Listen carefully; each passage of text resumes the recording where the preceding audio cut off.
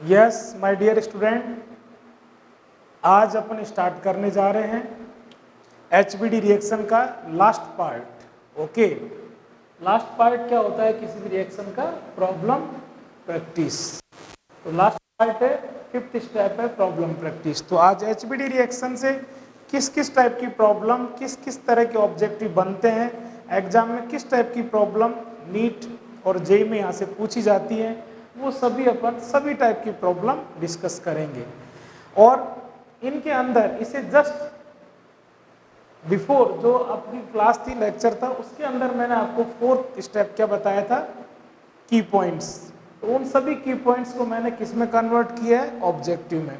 मतलब यहाँ तक मैंने आपका HBD का सब्जेक्टिव तैयार करवाया और HBD के सब्जेक्टिव को तैयार करने के बाद उसको किस तरह से ऑब्जेक्टिव अप्रोच में कन्वर्ट करें। तो आज की क्लास तो एकदम बिल्कुल आप कंसंट्रेट हो जाएं, अलर्ट हो जाएं, एकदम चिल हो जाएं। और यस, क्वेश्चन फर्स्ट स्टार्ट किया अपन ने, क्या चीज है? RCONH2। ओके, RCONH2 और इसके बाद में क्या चीज है? Br2 and QH। ओके, अब चेक करते हैं। ऑर्गेनिक की प्रॉब्लम में आपको गिवन क्या होगा? रिएक्टेंट होगा और कंडीशन होगी। और रिएक्टेंट और कंडीशन की दम पर अपन को क्या पहचानना होता है? क्वेश्चन को पहचानना होता है। हमें ये पहचानना होता है, ठीक है, कि रिएक्टेंट और इन कंडीशंस की हेल्प से कि ये जो क्वेश्चन है ये कौन से टॉपिक से रिलेटेड है, कौन से लेसन से रिलेटेड है, कौन सी रिएक्शन से रिलेटेड है ना? तो बेटा जी यस, आपने अंडरलाइन किया CONH2 means 1 degree amide, bromine and strong base. और आप सब जानते हैं रिएक्शन जिसका रिएक्टेंट कौन से डिग्री का अमाइड हो, 1 डिग्री अमाइड गिवन हो क्वेश्चन में, ब्रोमीन हो और स्ट्रॉन्ग बेस हो, it means that question is related from HBD reaction. तो इसमें HBD रिएक्शन के सारे कंसेप्ट अप्लाई कर देंगे। आपको ऑर्गेनिक के क्वेश्चन में क्या क्या दिया जाता है? रिएक्टेंट, कंडीशन दिया जाता है। हाँ, रिएक्टेंट और कंडीशन नोन होते हैं और रिएक्टेंट और कंडीशन देकर के वो क्या करता है? ये प्रोडक्ट पूछता है। ओके, जब हमें मालूम चल जाए कि given problem is related with HBD reaction, ठीक, तो इस कंडीशन में आपको मैंने बहुत प्यारा कंसेप्ट दिया था रिएक्शन का second step, by concept. By concept क्या कहता है कि ये जो दोनों टर्मिनल है ये क्या है? लवर्स। मैंने लिखा है क्या है? लवर्स। और इन दोनों टर्मिनल के बीच में क्या है? ये विलेन है। और ये जो विलेन है ये कौन है? CO है। तो विलेन को मार दो गोली, यही कंसेप्ट था अपना। क्या? CO विलेन को मार दो गोली और इन लवर्स को मिला दो, लवर्स को मिला दो। तो विलेन को मार दो गोली और लवर्स को मिला दो। R विद NH2, प्रोडक्ट में देखो क्या हो गया? इस R का जो भी वैल्यू, सपोज CH3 है तो अपन ने क्या लिख दिया? CH3NH2। जो भी होगा, इथाइल होगा तो क्या हो जाएगा? C2H5NH2। तो क्या हो जाएगा? R with NH2। तो product will be R with NH2 and NH2 is 1 degree amine. तो अपन ने पहले से की पॉइंट में इकट्ठा कर रखा था। रिएक्टेंट कौन से डिग्री का अमाइड होता है? 1 degree amide and product will be 1 degree amine. ठीक है, अपन ने अगर यहाँ पर पहले से R लिया है तो आप इसको क्या रखो? R ही रखो। तो क्या हो जाएगा? RNH2। ओके, इसके बाद में क्वेश्चन फर्स्ट में जो कुछ सीखा इसी को रिपीट कर रहे हैं क्वेश्चन नंबर सेकंड के अंदर। क्वेश्चन नंबर सेकंड में देखो बेटा जी, यस, CONH2 कौन से डिग्री का amide? 1 degree amide. Okay, reactant is 1 degree amide, bromine and strong base. इसका मीन रिएक्टेंट, जिस रिएक्शन का रिएक्टेंट 1 डिग्री अमाइड हो और साथ में ब्रोमीन और स्ट्रॉन्ग बेस के साथ रिएक्शन हो रही हो, इसका मीनिंग ये भी किससे रिलेटेड प्रॉब्लम है? HBD रिएक्शन से। और HBD रिएक्शन के रिएक्टेंट को प्रोडक्ट में कन्वर्ट करना हो तो आपको पूरा कितना काम करना होता है? रिएक्टेंट में ओनली एक चेंज करना होता है। और वो चेंज क्या होता है? फिर मैंने लिखा है CO को मार दो गोली। किसको गोली मार दो? CO को। और इन टर्मिनल्स को क्या कर दो? मिला दो। लवर्स को मिला दो, ये भी यही सीखा था। लवर्स को मिला दो, CO को मार दो गोली और लवर्स को मिला दो। ठीक है, इन दोनों लवर्स को मिलवा दिया, क्या हो गया C6H5NH2 ये भी कौन से डिग्री का अमाइन है, 1 डिग्री अमाइन। वो तो कहने की जरूरत ही नहीं है। जब जब HBD रिएक्शन होगी, HBD रिएक्शन के प्रोडक्ट में हमेशा आपको क्या देखने को मिलेगा, NH2 बोले तो 1 डिग्री अमाइन।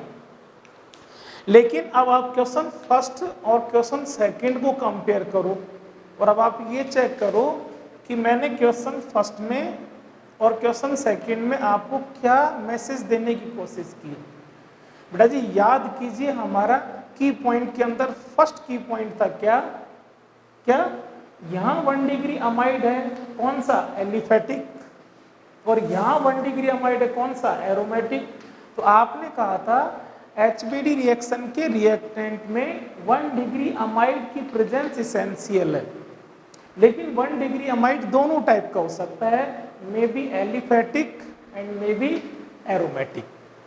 और आपने ये भी कहा था product of HBD reaction is, HBD का प्रोडक्ट क्या होता है, 1 डिग्री अमाइन। आप अगर रिएक्टेंट एलिफेटिक लोगे तो सिंपल प्रोडक्ट क्या बन जाएगा, एलिफेटिक। और अगर आप रिएक्टेंट में क्या ले लोगे, एरोमेटिक, तो प्रोडक्ट क्या बन जाएगा, एरोमेटिक, है ना। तो 1 डिग्री अमाइड होना चाहिए, CONH2 ग्रुप प्रेजेंट होना चाहिए। क्या फोटो मिले रिएक्टेंट में, CONH2। अब ये CONH2 के आगे मैंने खूब मैकेनिज्म में इक्वेशन से मैं पीछे पढ़ा हूँ, CONH2 के आगे वैलेंसी R, मतलब एलिफेटिक भी हो सकती है, और CONH2 के आगे वैलेंसी AR, एरोमेटिक भी हो सकता है। लेकिन देखो कौन इसेंशियल है, CONH2। किसका होना इसेंशियल है, CONH2 बोले तो 1 डिग्री अमाइड। ओके, तो रिएक्टेंट में हमेशा क्या मिलेगा, 1 डिग्री अमाइड, और प्रोडक्ट हमेशा क्या होगा, 1 डिग्री अमाइड। कौन है फंक्शनल ग्रुप, NH2 बोले तो 1 डिग्री अमाइन। और यहाँ भी देखो क्या है फंक्शनल ग्रुप NH2 बोले तो 1 डिग्री अमाइन। ओके, इसके बाद में इन दोनों क्वेश्चंस के अंदर अपने रिएक्टेंट और प्रोडक्ट वाले जो की पॉइंट थे वो कवर हो रहे हैं यूं के यूं। इसके बाद में फिर चलिए, बहुत शानदार प्रॉब्लम है, बहुत अच्छी प्रॉब्लम है, और इसमें आपका वो की पॉइंट क्लियर होगा, दो की पॉइंट क्लियर होंगे। अपन ने 2 की पॉइंट लिखे थे कि जब 19 में जो रीअरेंजमेंट होता है वो रीअरेंजमेंट इन ए सेम मॉलिक्यूल होता है, एक ही मॉलिक्यूल के अंदर होता है। एक मॉलिक्यूल के अंदर अंदर उसको आपने क्या नाम दिया था, इंट्रामॉलिक्यूलर रीअरेंजमेंट होता है। और वहां पर मैंने बार बार एक की पॉइंट और बोला था, cross migrations are not possible, cross migrations are not possible between 2 molecule, नहीं होता, इन ए सेम मॉलिक्यूल होता है। तो यस बेटा जी ध्यान से देखें, क्या है, CONH2 1 डिग्री अमाइड, और ये भी क्या है, CONH2 1 डिग्री अमाइड। इसके आगे देखो यहाँ पर ओनली क्या है, बेंजीन पार्ट है, और यहाँ CONH2 के साथ क्या है, बेंजीन विद मिथाइल ग्रुप है। अब देखना, यस कौन से डिग्री का अमाइड, 1 डिग्री अमाइड, ये भी कौन से डिग्री का अमाइड, 1 डिग्री अमाइड। रिएक्टेंट के 2 मॉलिक्यूल, दोनों ही मॉलिक्यूल में कौन से डिग्री का अमाइड है, 1 डिग्री अमाइड है। 1 डिग्री अमाइड और फिर कौन है, ब्रोमीन और स्ट्रॉन्ग बेस है। तो जो 1 डिग्री अमाइड है वो ब्रोमीन और स्ट्रॉन्ग बेस के साथ रिएक्शन करेगी, तो किसका फॉर्मेशन होता है, 1 डिग्री अमाइन का। ओके, कंसेप्ट क्या था अपना भाई, कंसेप्ट क्या था कि CO को, विलेन को मार दो गोली, विलेन को मार दो गोली, CO को बीच में से हटाना होता है, और इस पार्ट को इस पार्ट के साथ मिला देना होता है, इस पार्ट को इस पार्ट के साथ मिला देना होता है। CO को बीच में से गोली मार करके बेंजीन को इसके साथ मिला दो। खास बात देखो, N को मैंने यहाँ आइसोटॉपिक लिया है, रिंग के साथ कौन सा N है, 14, और मिथाइल वाली रिंग के साथ कौन सा है, N15। ठीक है, अब बच्चा यहाँ जो गलती कर सकता है वो क्या कर सकता है, बच्चा प्रोडक्ट में इस सिंपल बेंजीन को N15 के साथ कर सकता है, और मिथाइल बेंजीन को किसके साथ कर सकता है, 14 के साथ। लेकिन ये क्या हो जाएगा, रॉन्ग हो जाएगा। क्यों रॉन्ग हो जाएगा, आपने डायलॉग, मैंने डायलॉग बनाया था अपना अपनी के साथ, intramolecular migrations are possible, only and only intramolecular migrations are possible. तो वहां पर मैंने इंट्रामॉलिक्यूलर को और सिंपल अपनी लैंग्वेज में मैंने कन्वर्ट किया था अपना अपनी के साथ, मतलब अपने कार्बन पर जो ग्रुप होता है वो अपनी ही नाइट्रोजन पर जाता है। देखना स्टूडेंट, कौन है कार्बन पर, कौन है बेंजीन, तो ये कार्बन पर जो बेंजीन है ना, ये अपने कार्बन से अपने नाइट्रोजन पर माइग्रेट होगी, अपने कार्बन से अपने ही नाइट्रोजन पर माइग्रेट होगी। इसका मीनिंग ये बेंजीन और N14 रिएक्टेंट में साथ है तो प्रोडक्ट में भी ये साथ रहेंगे, अपना अपनी के साथ, अपने कार्बन से अपनी ही नाइट्रोजन पर जाएगा। तो बेंजीन N14 के साथ मिलेगा, बेंजीन N14 के साथ मिलेगा, और मिथाइल बेंजीन वाला पार्ट N15 के साथ मिलेगा, मिथाइल बेंजीन वाला पार्ट N15 के साथ मिलेगा। ऐसा नहीं होगा जैसे एक अमाइड का कुछ पार्ट यहाँ से इसमें माइग्रेट हो जाए और इसका कोई पार्ट यहाँ से यहाँ माइग्रेट हो जाए। Cross interchange between two molecule migration नहीं होता, माइग्रेशन अपना अपने के अंदर होता है। अपने कार्बन पर कौन है बेंजीन, तो ये अपने कार्बन से अपनी नाइट्रोजन कैसी है 14, अपने कार्बन से अपने नाइट्रोजन पर अपना अपनी के साथ, अपना अपनी के साथ, अपने ही कार्बन से अपनी ही नाइट्रोजन पर ये ग्रुप माइग्रेट होता है। और इसी माइग्रेशन को तो अपन ने क्या बोला था, वॉल्फ रीअरेंजमेंट, जो क्या था RDS भी था। तो ये ही तो ग्रुप कार्बन से उठ के कहां पर जाता था, नाइट्रोजन पर जाता था। तो ये अपने ही कार्बन से अपनी ही नाइट्रोजन पर जाएगा। और ये देखो, ये पूरा ग्रुप अपने ही कार्बन से अपनी ही नाइट्रोजन पर जाएगा। तो पूरा ग्रुप कौन है, मिथाइल बेंजीन वाला पार्ट N15 के साथ अपने कार्बन से अपनी नाइट्रोजन पर, अपना ही कार्बन, अपना ही ग्रुप और अपनी ही नाइट्रोजन, अपना अपनी के साथ, है ना। एक दूसरे की तरफ ताका जाके नहीं, अपना अपनी को ले जाओ, अपना अपनी को ले जाओ। ओके, तो बेंजीन 14 के साथ मिलेगा और मिथाइल बेंजीन वाला N15 के साथ मिलेगा। तो इस प्रॉब्लम के अंदर क्वेश्चन नंबर 3 के अंदर आपको 2 की पॉइंट कवर हो रहे हैं कि जो माइग्रेशन होता है वो इन ए सेम मॉलिक्यूल होता है, अपना अपनी के साथ ही जाता है, अपने ही कार्बन से ग्रुप चलता है और अपनी ही नाइट्रोजन पर माइग्रेट होता है। ठीक है, इन दो मॉलिक्यूल के बीच में क्रॉस माइग्रेशन नहीं होता, इंटरचेंज नहीं होता। एक ही मॉलिक्यूल के अंदर का मामला है, intra molecular migrations are possible, cross migrations are not possible. Only and only intramolecular migration takes place. Intermolecular migrations not possible. Cross migrations not possible. ये कंप्लीट हुआ। इसके बाद क्वेश्चन नंबर 4 और 5 में मैंने आपको डैश वेज आ चुका है। इसका मतलब डैश वेज क्या होता है, डैश वेज होता है कॉन्फ़िगरेशन को डिनोट किया जाता है डैश वेज लाइन से। इसका मीनिंग डैश वेज आ गया क्वेश्चन में, इसका मीनिंग ये जो क्वेश्चन आपको कवर करेंगे कॉन्फ़िगरेशन वाला पॉइंट कि HBD रिएक्शन के अंदर जब ग्रुप कार्बन से नाइट्रोजन पर माइग्रेट होता है तो during this migration what will happen with configuration of migrating group. Migrating group के कॉन्फ़िगरेशन के साथ क्या होगा, और वो अपन ने लास्ट के की पॉइंट में क्या बोला था कि कॉन्फ़िगरेशन कैसा रहता है, सेम रहता है, कॉन्फ़िगरेशन में कोई चेंज नहीं होता। तो अपन इसको ऑब्जेक्टिव से समझते हैं। सबसे पहले बच्चे ने चेक किया reactant is CONH2 means 1 degree amide, क्या है CONH2 means 1 degree amide. Bromine strong base 1 degree amide, bromine strong base. आप जानते हो अगर ये 3 चीजें क्वेश्चन के अंदर गिवन है, इसका मीनिंग ये कौन सी रिएक्शन से रिलेटेड है, HBD रिएक्शन से रिलेटेड है। और HBD रिएक्शंस का रिएक्टेंट कंडीशन गिवन है, प्रोडक्ट पूछा है, product banana simple concept, by का CO को मार दो गोली, इस CO को हटा दो, विलेन को हटा दो और इन दोनों लवर्स को मिला दो। लेकिन ये लवर्स मिलते समय देखो क्या करेंगे, बस इस CO को बीच में से यहाँ से गायब कर दो। ठीक है, CONH2 अगर वेज लाइन पर है तो प्रोडक्ट में NH2 भी वेज लाइन पर ही मिलेगा।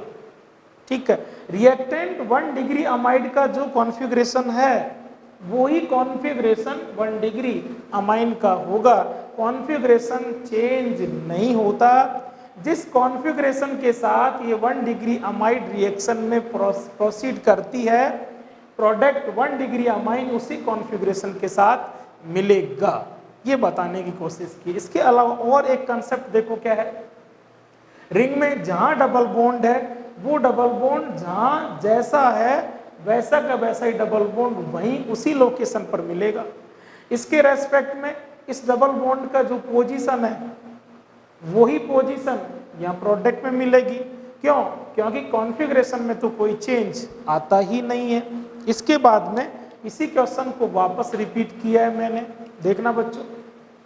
कौन से डिग्री का अमाइड? 1 degree amide.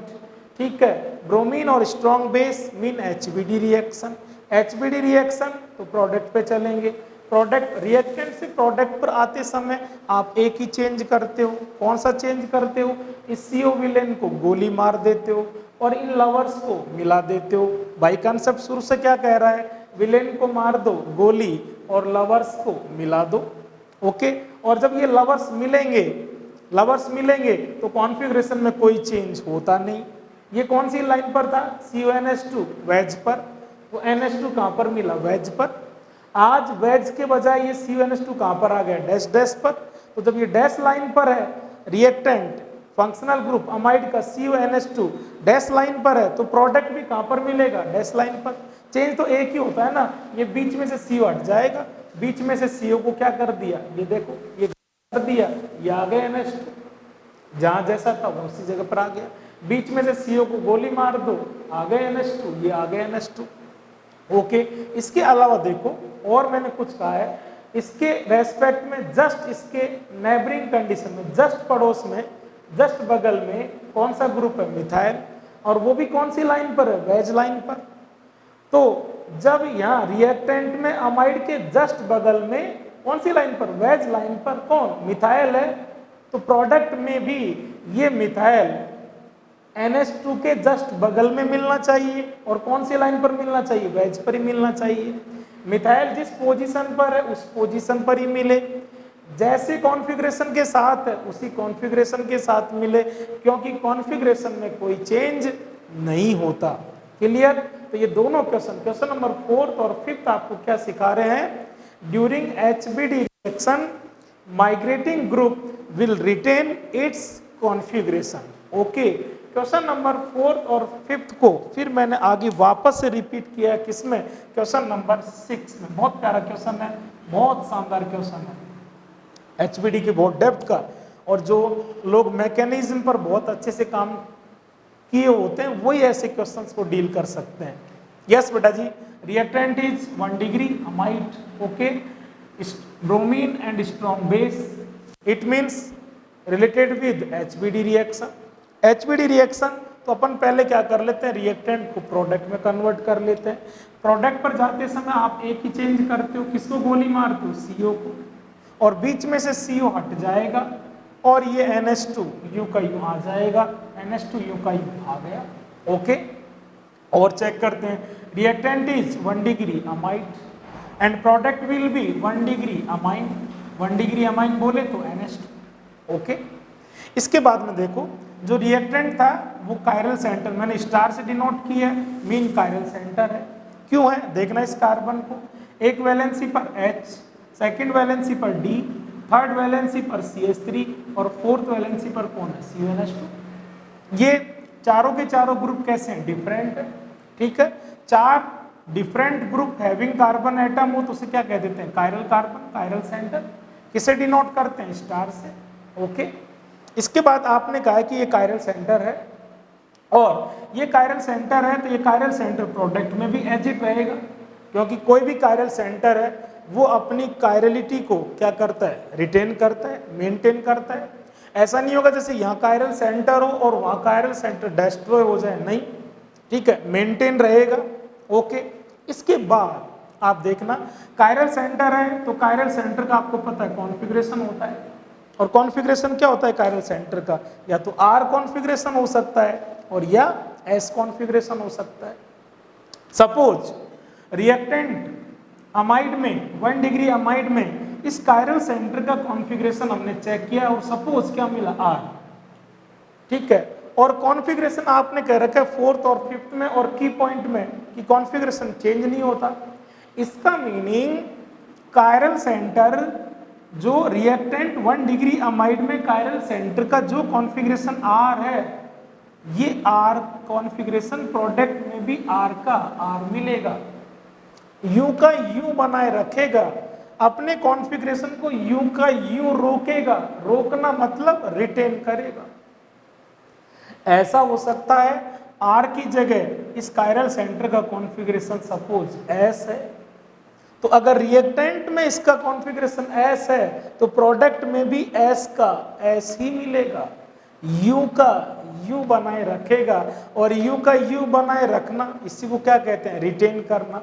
और याद करो अपना की पॉइंट लास्ट का क्या था, इफ, देखना बहुत ध्यान से एक वर्ड को, इफ आपको पता है कि इस कार्बन पर जो ग्रुप होता है, आज क्या चीज है, ये कायरल सेंटर है पूरा, if migrating group is having chiral centre, carbon से नाइट्रोजन पर जाने वाला जो ग्रुप है उसमें क्या हो, कायरल सेंटर हो, ठीक है। If migrating group is having chiral centre, और कहां से कहां होता है माइग्रेशन, C2N, इस C पर जो ग्रुप है वो कौन था, कायरल सेंटर था। If migrating group is having chiral center, then that chiral center will retain its configuration, अपने कॉन्फ़िगरेशन को माइग्रेशन के दौरान रिटेन करता है। इसका मीनिंग जो कॉन्फ़िगरेशन इस कायरल सेंटर का कार्बन पर था, ठीक, कार्बन से जब ये नाइट्रोजन पर चला जाएगा तो भी ये कायरल सेंटर वही कॉन्फ़िगरेशन अपना रखेगा, उसी कॉन्फ़िगरेशन को बनाए रखेगा। जो कॉन्फ़िगरेशन कार्बन पर था वही कॉन्फ़िगरेशन N पर मिलेगा, जो कॉन्फ़िगरेशन रिएक्टेंट में था वही कॉन्फ़िगरेशन प्रोडक्ट में मिलेगा। कॉन्फ़िगरेशन को U का U बनाए रखेगा, रिटेन करेगा। अगर यहाँ पर R है तो प्रोडक्ट में भी R मिलेगा, और यहाँ पर अगर S है तो प्रोडक्ट में भी S मिलेगा। ये आपके की पॉइंट क्लियर हुए। और आइए और आपको एक क्वेश्चन और प्रैक्टिस करा देता हूँ। आइए बच्चों, yes, reactant is CuNH2 means 1 degree amide, and second reactant is also 1 degree amide. Reaction with bromine and strong base means problem is related with HBD reaction. Okay, अब अपन रिएक्टेंट को किस में कन्वर्ट करते हैं, प्रोडक्ट में।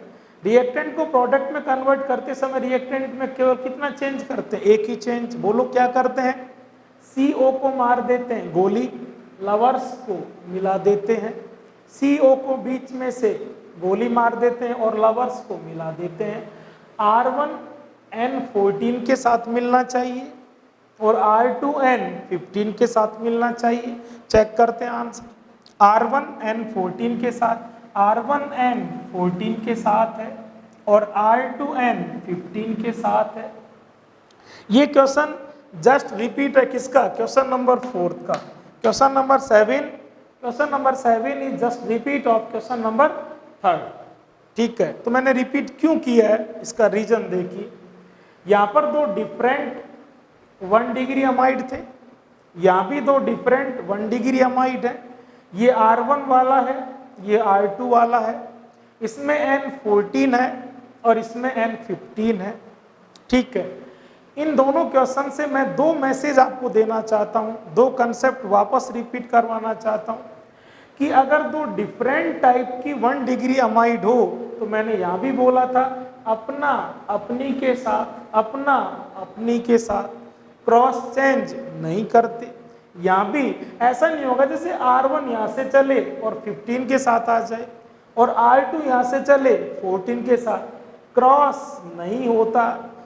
तू तेरी को ले जा और तू तेरी को ले जा, अपना अपनी के साथ, अपना अपनी के साथ। दोनों मॉलिक्यूल एरोमेटिक हो सकते हैं और दोनों मॉलिक्यूल एलिफेटिक हो सकते हैं। ये मैंने समझाने की कोशिश की है। और अगला क्या समझाने की कोशिश की है, रिएक्टेंट एक ही हो सकता है, एक से ज़्यादा टाइप के हो सकते हैं, ठीक है, सेम हो सकते हैं, डिफरेंट हो सकते हैं, एरोमेटिक हो सकते हैं, एलिफेटिक हो सकते हैं, ठीक है। लेकिन अगर दो डिफरेंट 1 डिग्री अमाइड गिवन हो तो इंट्रामोलिक्यूलर रीअरेंजमेंट होता है, cross migrations are not possible. अपना ग्रुप अपनी एन के साथ जाएगा, अपना ग्रुप अपनी ही एन के साथ जाएगा। तो ये अगर आपने ये सारे क्वेश्चंस मेरे साथ बहुत ध्यान से देखे हैं तो आप इस क्लास को बहुत अच्छे से फोकस करें, दिमाग में सेट करें, नोट्स बना लें और HBD रिएक्शन पूरी फुल 5 स्टेप कंप्लीट है। इसके बाद HBD रिएक्शन की चाहे मैकेनिज्म हो, चाहे इक्वेशन हो, चाहे बाई कंसेप्ट हो, चाहे की पॉइंट हो, और चाहे HBD रिएक्शन से रिलेटेड कोई भी प्रॉब्लम हो, आपको कहीं कोई प्रॉब्लम नहीं आएगी। HBD रिएक्शन बिल्कुल फुल डिटेल डेप्थ और सभी टाइप की अप्रोच मैंने आपको दी है, आप प्रैक्टिस करें। HBD के बाद आपको पता है नाइट्रीन इंटरमीडिएट की सेकेंड रिएक्शन आपको बताई थी मैंने, कौन सी थी, कर्टियस रिएक्शन। तो स्टूडेंट नेक्स्ट लेक्चर में मिलते हैं कौन सी रिएक्शन के साथ, कर्टियस रिएक्शन के साथ, ठीक है। Be concentrate, be chill, be cool, be active, be alert and be focus. Okay, thank you.